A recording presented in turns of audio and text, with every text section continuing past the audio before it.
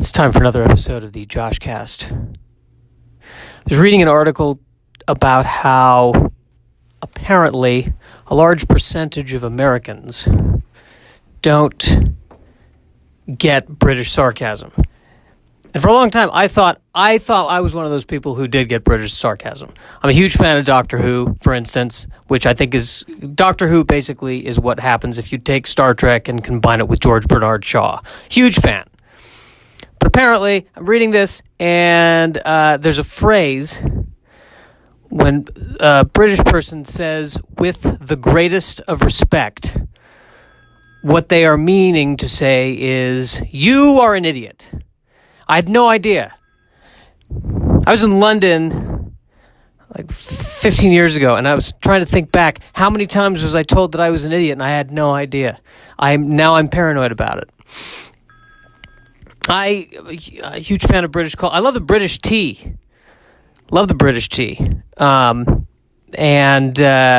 don't want to talk about the British tea yet. I jumped the gun. And you know what? I'm copping to it. I'm admitting to you, I jumped the gun.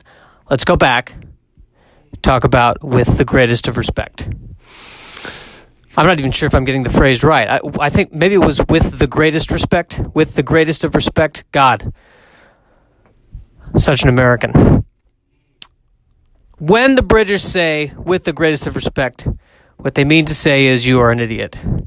But I posit to you, I suggest to you, that when Americans, at least when family members in America say, you're an idiot, we say it with the greatest of respect. So there you go. Maybe it's just different cultures. That's all there is to it. Huge fan of Britain. Now back to the tea. Huge fan of British tea. Even the worst kind of British tea, I think, is superior to anything I've ever had in America. That's the only advantage of being an American. I can be amazed by British tea. The only advantage of being an American. Amazed by British tea. If I were British, I'd probably be so used to the tea that the worst British tea would be the worst British tea. But for me, as an American, the worst tea is amazing. Utterly amazing. I think the British... I'd like to see, because we Americanize a lot of British television, but I think we need and films. But I think we need to go the other direction. I would like to see Britain Britishize. That's not the word. Britify, Britensify, Englanify. Oh boy, I don't know. I'm not going to lose this one. But I want to see British. I want to see the British take American films and make it British. I want to see them do that with Jurassic Park. It wouldn't be called Jurassic Park. It'd be called Jurassic Gardens. And the climactic scene at the end where the T-Rex comes in and saves the day, instead of the T-Rex coming in and killing the two raptors and throwing one of them against the wall and just roaring, I think the T-Rex would calmly come in and say, I shan't have this. I shan't have this in my place of business. Get out. Immediately. Get out. I'd pay to see that movie. It'd be phenomenal. I was thinking how the British would do A Nightmare on Elm Street, but I think instead of Freddy Krueger, they would just have a normal American. That would be terrifying enough, entering the nightmares of people in Britain. Just a normal American walking up going, where are the castles? Is this a castle? This looks like a castle. Where are the castles? I'd like to see that. Home Alone would be fun. A British version of Home Alone would be good. I don't think Kevin would set these traps, and there wouldn't be all this broad physical comedy. I think Kevin would let in the thieves, and he would say, "Listen, you can take whatever you wish if you can defeat me in a game of chess." And they would play chess, and as they were playing chess, they would reflect on their lives. That's what they would do, and I would pay to see that movie. And you've got, I think the two thieves would be played by Anthony Hopkins and Bernard Cribbins, and the young kid would be played by Anthony Hopkins.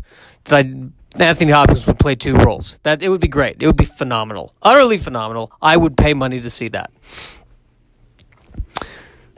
What else can the British people make better? What other America? The Fast and the Furious. There we go.